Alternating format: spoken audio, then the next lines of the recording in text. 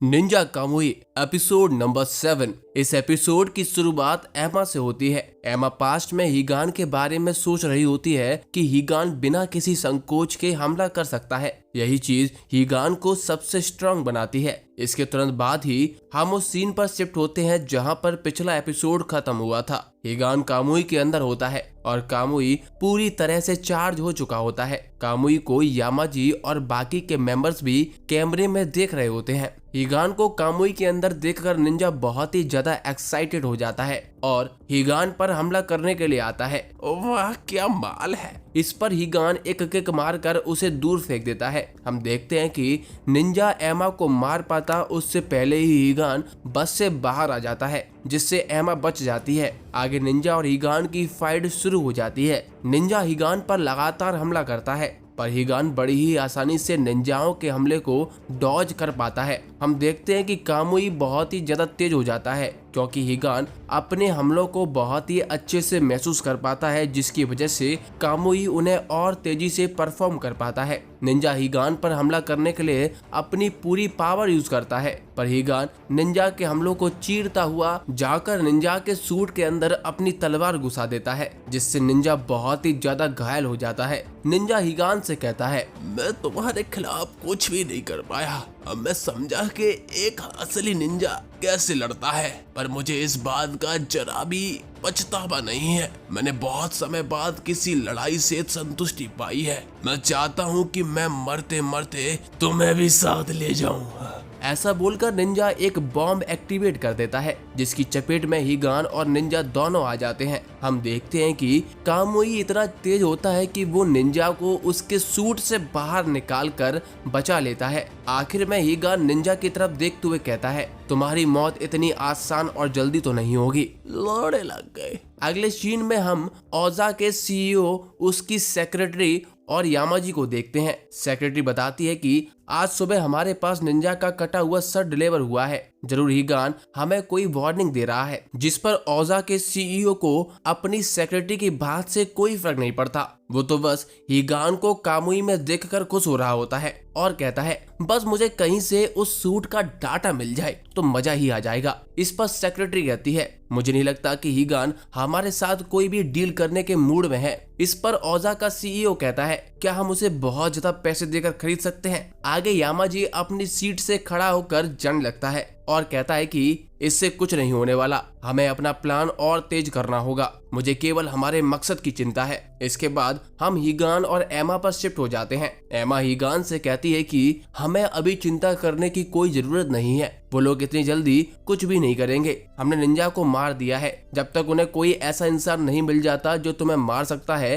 तब तक वो कुछ नहीं करेंगे। बीच में हमें एक सीन दिखाया जाता है जहां पर जाई भी एक सूट के सामने खड़ा होता है। आगे हम जाई और यामाजी पर शिफ्ट होते हैं। यामाजी जाई से कहता है, क्या तुम अभी भी सोचते हो कि जापान में आसमान कैसा दिखता है? जो पक्षी संदेश पहुंचाते हैं वो आसमान की चिंता नहीं करते। उनके लिए उनकी मंजिल सबसे ज्यादा जरूरी होती है। अब केवल 2 लोग बचे हैं। यामाजी की बात सुनकर जाई अपना सर झुका लेता है और कहता है, मैं दुनिया के आखिरी छोर तक आपको फॉलो करूंगा। इसके बाद फाइनली यामाजी जाई को हीगान को मारने के लिए ऑर्डर दे देता है। इसके बाद हम फिर से हीगान और एमा पर शिफ्ट होते हैं। हीगान एमा से पूछता है कि आखिर मारी के साथ तुम्हारा क्या रिश्ता था? इस पर एमा बताती है, एमा ने ही मेरी जान बचाई थी। मैं जहाँ भी हूँ ये सब उसका दिया हुआ है। आगे हमें एमा का पास्ट दिखाया जाता है। एमा एक इंसान को मार देती है, तभी वहाँ पर मारी आकर उसे पकड़ लेती है। हमें बताया जाता है कि मारी एमा का टेस्ट ले रही थी, जिसमें एमा पास हो जाती है। उसके बाद से एमा मारी के अंडर काम करने लग जाती है। एमा मारी को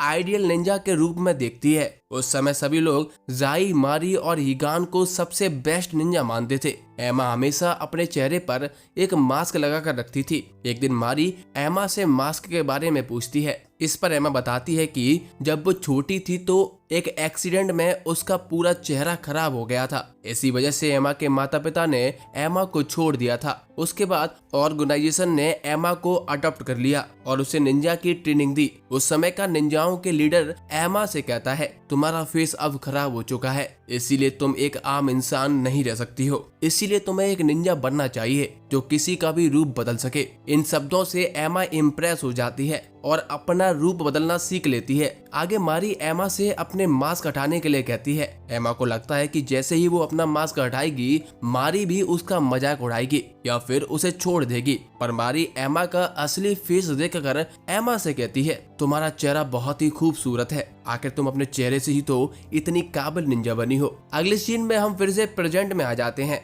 एमा मारी की तारीफ करते हुए कहती है, मारी के शब्दों ने मेरी जिंदगी बदल दी। वो एक बेहतरीन निंजा होने के साथ साथ एक बहुत अच्छी इंसान भी थी। हमें एमा के पास्ट का एक और सीन दिखाया जाता है। मारी एमा से कहती है कि मैं बचपन से ही हीगान और जाई के साथ बड़ी हुई हूँ। वो दोनों भले ही खतरनाक दिखते हो पर दिल से बहुत ही अच्छे हैं। मारी की बात सुनकर एमा कहती है, निंजाओं के लिए अटैचमेंट सबसे बेकार चीज है, आखिर में फीलिंग्स ही एक निंजा को मार देती है। इस पर मारी एमा से कहती है, जिंदगी और मौत के बीच झूलते हुए मैं एक ऐसे पहाड़ की कामना करती हूँ जिसे बदलाव ने कभी छुआ नहीं है। आगे मारी एमा को अपनी सीक्रेट टेक्निक सिखाती है। ये वही टेक्निक होती है जो एमा ने हीगान पर यूज की थी। एमा ने इस टेक्निक का यूज करके हीगान को कुछ देर के लिए मरा हुआ घोषित कर दिया था। एमा मारी से कहती है कि हमें तो बताया गया था कि हमें अपना सीक्रेट आर्ट किसी को नहीं बताना चाहिए। इस पर मारी कहती है कि क्या पता ये किसी दिन तुम्हारे काम आ जाए। इसके बाद हम फिर से प्रेजेंट टाइम में एमा और हीगान पर शिफ्ट हो जाते हैं। एमा हीगान से कहती है कि वो समय मेरे लिए सबसे खुशी का समय था, पर इसके बाद सब कुछ बदल गया। आगे हम देखते हैं कि यामाजी यूएस आर्मी के साथ कॉन्ट्रैक्ट साइन करते हैं और अपने निंजाओं को लेकर यूएस आ जाते हैं। यहाँ पर निंजा यूएस आर्मी के साथ ट्रेनिंग करना शुरू कर देते हैं। एक दिन एमा यामाजी को अपनी रिपोर्ट देती है। तब यामाजी एमा से पूछते हैं कि क्या तुम बता सकती हो कि निंजाओं के लिए उनका प्राइड क्या है। इस पर एमा कहती है, निंजाओं के लिए उनकी प्राइड जापान की रक्षा करना है। इस पर यामाजी कहते हैं कि बताओ अगर जापान का निशानी मिट जाए तो उस केस में निंजाओं का क्या होगा। इसके कुछ समय बाद निंजाओं के लीडर भी बीमार रहने लगते हैं और यामाजी धीरे धीरे सारा कंट्रोल संभाल लेते हैं, पर कुछ निंजा इस बात से खुश नहीं होते। आगे एमा मारी से पूछती है कि आजकल ऑर्गेनाइजेशन में बड़ी तेजी से बदलाव आ रहा है, तुम्हें क्या लगता है कि कुछ बड़ा चेंज होने वाला है। मुझे लगता है कि अब तुम्हें ऑर्गेनाइजेशन का लीडर बनकर हम सबको लीड करना चाहिए। इस पर मारी एमा को बताती है कि वो प्रेग्नेंट है। ये सुनकर एमा चौंक जाती है। मारी कहती है कि मैं किसी से प्यार करती हूँ, मैंने निंजाओं के कोड को तोड़ दिया है, इसीलिए अब यहाँ पर मेरे लिए कोई जगह नहीं है। अगले सीन में मारी और हीगान दोनों अपनी फैमिली बसाने की प्लानिंग कर रहे होते हैं। दूसरी तरफ निंजाओं के लीडर की डेथ हो जाती है, जिसके बाद यामाजी सभी निंजाओं को बताते हैं कि ऑर्गेनाइजेशन अब जापान के रूल्स को फॉलो नहीं करेगी और यहाँ से यूएस ट्रांसफर हो जाएगी। जो भी निंजा इस ऑर्डर को फॉलो नहीं करेगा उसे ऑर्गेनाइजेशन से निकाल दिया जाएगा। 3 सीनियर निंजा यामाजी के ऑर्डर का विरोध करते हैं और उनमें से 2 यामाजी पर हमला भी कर देते हैं, पर यामाजी अपनी निंजा टेक्निक का यूज करके उन निंजाओं को वहीं पर मार डालते हैं। ये देखकर तीसरा सीनियर निंजा डर जाता है। कुछ और निंजा भी यामाजी के खिलाफ हो जाते हैं, पर उस समय यामाजी के खिलाफ कुछ भी करने में नाकाम हो जाते हैं। यामाजी निंजाओं से कहता है कि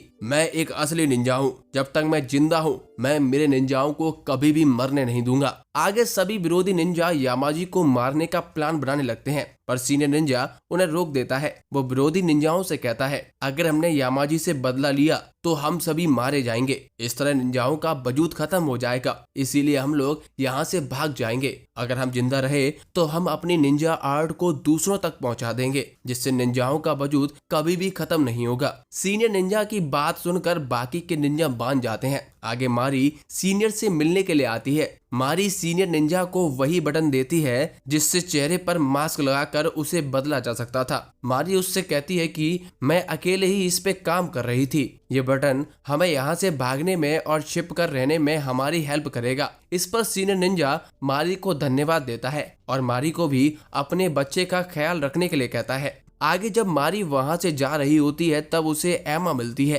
एमा मारी को बताती है कि पुराने निंजा के लीडर ने उसे एक काम दिया था। हमें पता चलता है कि एमा मारी पर नजर रख रही थी और उसका काम था कि वो मारी को टेस्ट करे कि वो एक अच्छी लीडर बनने के लायक है या नहीं। अगर नहीं है तो मार दिया जाए। ये सुनकर मारी कहती है, मुझे शुरुआत से ही पता था। इसके बाद एमा मारी से अपना बच्चा गिराने को कहती है, जिससे वो फिर से एक असली निंजा बन सके, पर मारी मना कर देती है। इसके बाद दोनों लोग आपस में लड़ने लगते हैं। मारी एमा से कहती है कि तुम अपनी असली पावर छिपा रही थी। इस पर एमा कहती है कि लोगों को धोखा देना और अपना भेष बदलना मेरा यही पावर है। आगे एमा मारी को बताती है कि मुझे अपने पेरेंट्स का चेहरा याद नहीं है, पर मैं जब भी अपने पेरेंट्स को याद करने के लिए सोचती हूँ, अपनी आंखें बंद करती हूँ, तो मुझे तुम्हारा ही चेहरा नजर आता है।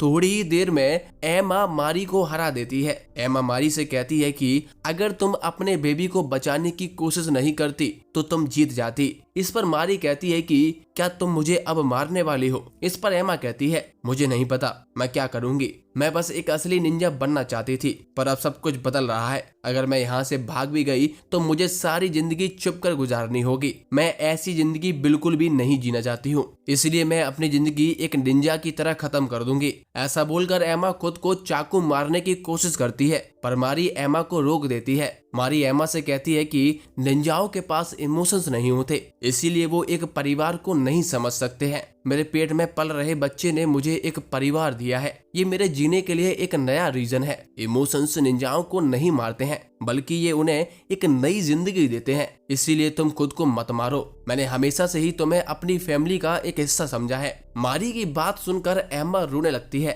इसके बाद एमा यामाजी के साथ ऑर्गेनाइजेशन का हिस्सा बनने का फैसला करती है, जिससे वो ऑर्गेनाइजेशन में रहकर उन पर नजर रख सके और बाकी निंजाओं की हेल्प कर सके, और साथ ही में मारी को भी ऑर्गेनाइजेशन से बचा सके। इसके बाद एमा एफबीआई पर नजर रखने के लिए एफबीआई में शामिल भी हो जाती है और माइक की पार्टनर बन जाती है। दूसरी तरफ मारी हीगान के साथ अपनी फैमिली बसा लेती है। अगली सीन में हम फिर से प्रेजेंट में आते हैं। एमा हीगान से कहती है कि मारी जब भी लड़ती थी तो वो किसी न किसी को बचाना चाहती थी, इसीलिए मारी एक सर्वश्रेष्ठ निंजा थी। मैं भी मारी की तरह अपनी ड्यूटी पूरी करना चाहती हूँ, चाहे कुछ भी हो जाए। एपिसोड के एंड में एमा हीगान को बताती है, जब मैं ऑर्गेनाइजेशन में थी तब मैंने पता लगा लिया था कि आखिर यामाजी का मास्टर प्लान क्या है, और इस समय यामाजी अपने प्लान को पूरा करने में लगा हुआ है। इसके बाद हमें एक सीन में यामाजी और ओजा का सीईओ किसी बिजनेसमैन से मीटिंग करते हुए दिखाए जाते हैं, और इसी के साथ ये एपिसोड खत्म हो जाता है। दोस्तों बताइए आपको ये एपिसोड कैसा लगा, और कल होली है तो आप सभी को हैप्पी होली, मजे करिए।